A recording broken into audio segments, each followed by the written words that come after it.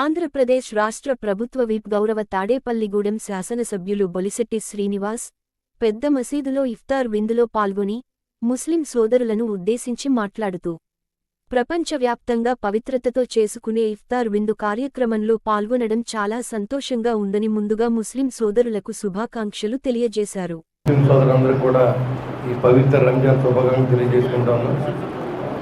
మరి ఏదైతే ముస్లింలు ఎంతో పవిత్రంగా చేసేటువంటి రంజాన్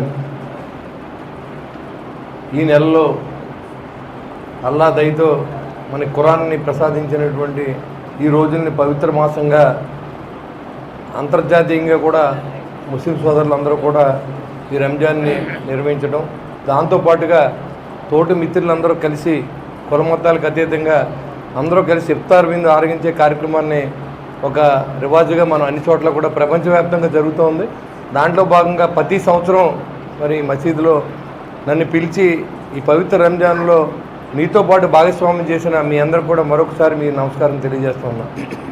ఏదైతే రంజాన్ అంటే త్యాగానికి ప్రతీక, మరి అలాంటి రంజాన్ని ఎంతో భక్తి శ్రద్ధలతో అంటే ఉదయం 14 గంటల పాటు ఏమీ తినకుండా కనీసం మంచినీళ్ళు తాకుండా ట్యాబ్లెట్లు కూడా వేసుకోకుండా పేషెంట్లు అయినప్పుడు కూడా ట్యాబ్లెట్లు వేసుకునే సందర్భం మరి చాలామంది ఈ ట్యాబ్లెట్ వేసుకోకపోతే చనిపోతాం అంటారు.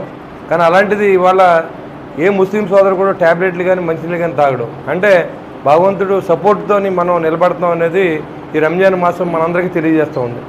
అలాంటి ఏంటంటే మనలో ఉన్న కోరికల్ని మనలో కాల్చుకోవడం, మన దేహాన్ని మనం మరి పవిత్రంగా చేసుకోవడం, ఎలాంటి ఆలోచనలు మనలో రాకూడదనే మంచి ఆలోచనతో చేసే మరి ఈ పండుగని ఎంతో గొప్పగా మనం జరుపుకోవడంతో పాటుగా లేని పేదల ముస్లిం సోదరులందరూ కూడా ఇవాళ ఈ నెలలో దాదాపు 300 మందికి మన అందరూ కూడా అవసరానికి ఉపయోగపడే బియ్యాన్ని కానీ అన్నీ ఇచ్చే కార్యక్రమాన్ని మసీదులో తలపెట్టడం చాలా మంచి శుభ కార్యక్రమంగా నేను భావిస్తూ ఎలాంటి మంచి మంచి పని చేయడానికైనా నేను ఆ రోజు ఉన్నాను, ఈ రోజు ఉన్నాను. ఈ అధికారం అనేది 5 సంవత్సరాలు ఉంటుంది, కానీ మనం ఎప్పుడూ ఉంటాం కాబట్టి మీతో పాటుగా కలిసి ప్రయాణం చేయడానికి కష్ట నష్టాలు పంచుకోవడానికి మీ ఎమ్మెల్యేగా నన్ను గెలిపించారు.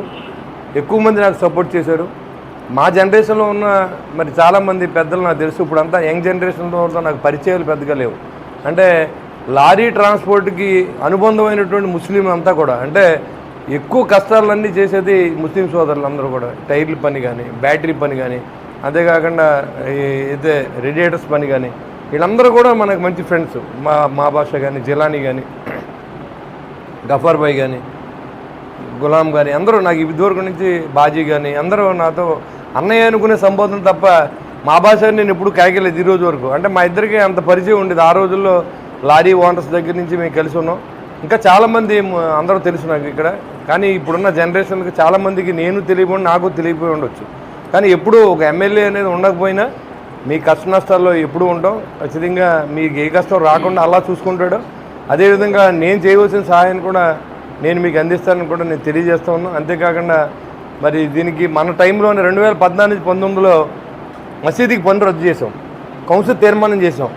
చాలా సంవత్సరాలుగా మీకు ఎలాంటి రసీదులు రాలేదు. ఈ మధ్యకాలంలో మళ్ళీ వస్తున్నాయని చెప్పి మరి మనకు చెప్పడం జరిగింది. దాని గురించి నేను కమిషనర్తో మాట్లాడాను. మీరేం కట్టవలసిన అవసరం లేదు, ఖచ్చితంగా అది రద్దు చేయిస్తాం. ఎందుకంటే ఆ రోజు ఒకసారి కౌన్సిల్ తీర్మానం అయిన తర్వాత అది కంప్యూటర్లో ఎక్కించవలసిన బాధ్యత అధికారుల మీద ఉంది. ఆ రోజు ఉన్న అధికారుల నిర్లిప్తత వల్ల ఈరోజు మళ్ళీ మీకు ఇవన్నీ పంపించి నోటీసుల్లో వస్తడం జరుగుతుంది. అది రాకుండా కూడా నేను బాధ్యత తీసుకుంటాను. అంతేకాకుండా మదర్సాకి ఇవాళ ప్రారంభోత్సవం చేస్తున్నారు. మీరు ఎలాంటి ప్లాన్ లేకుండా కూడా ఇబ్బంది లేకుండా అంటే జనాలకు ఇబ్బంది లేకుండా అంటే మనం కట్టడం అనేది ప్రాణాల మీదకి రాకూడదనే ప్లానింగ్ డిపార్ట్మెంట్ ఉంటుంది తప్ప మిమ్మల్ని ఇబ్బంది పెట్టాలని కాదు. అలాంటి స్పెసిఫికేషన్తో మీరు మంచిగా కట్టుకోండి. అంతేగాని మనకి రేపొద్దున ఎలాంటి నష్టం జరిగినా దానివల్ల ఆ రోజు ప్లాన్ ఇవ్వకుండా ఆ రోజున్న ఎమ్మెల్యే లేకపోతే వీళ్ళు అడ్డం పడ్డారనే అపవాదం రాకుండా మీరు బాగా చేసుకోవాల్సిందిగా నేను కోరుకుంటూ దానికి ఆ రోజు నేను 50,000 ఇస్తానని చెప్పి మాట ఇచ్చాను. అది రంజాన్లోనే మీకు ఇప్పుడే నేను అందజేస్తాను 50,000 రూపాయలని. మీరు మదర్సా గవర్నమెంట్ నుంచి అంటే ఇప్పుడు నేను ఇవ్వగలనో లేదో నాకు తెలీదు. మరి ఆ రోజు మనం మాట ఇచ్చాం కాబట్టి నిలబెట్టుకోవాల్సిన బాధ్యత నా మీద ఉంది. ఇప్పుడు గులాం చెప్పాడు, నా దగ్గర మధ్యలో వచ్చారంటే నేను లేని ఊళ్ళో ఈరోజు మీకు ఆ డబ్బులు ఇచ్చేస్తాను. మీరు మదర్సా పని ప్రారంభించుకొని అంతేకాకుండా ముస్లిం సోదరులందరికీ నేను ఎప్పుడు చెప్తాను 10 సంవత్సరాలు వచ్చినప్పుడు కూడా మన పిల్లలు మనం చేసిన పని చేయకూడదు. అంటే ఎందుకంటే మనం అందరూ కష్టపడి పని మీద చేస్తూ ఉన్నారు. ఈ టైర్ల పని కానీ, లేకపోతే బ్యాటరీ పని కానీ, లేదా డైనమాల్ పని కానీ, ఇవన్నీ అంటే చాలా కష్టమైనవి. ఇప్పుడున్న జనరేషన్కి అప్పుడున్న దార్ఢ్యం కానీ, అప్పుడున్న బలం కూడా లేదు మన పిల్లలు కూడా. మన తిల్లు అలాంటి. కాబట్టి ప్రతి ముస్లిం సోదరులందరూ కూడా మీ పిల్లల్ని బాగా చదివించుకోండి. టెక్నికల్గా ఇవాళ అన్నీ వస్తేనే ప్రపంచంలో బతకగలరు. లేకపోతే ఈ కష్టం చేసి పనులు మనం చేయకుండా ఈ పవిత్ర మాసంలో మీరు ఒక తలంపు పెట్టుకోండి, మన పిల్లల్ని చదివించాలి, ఎంత కష్టమైనా చదివించాలి.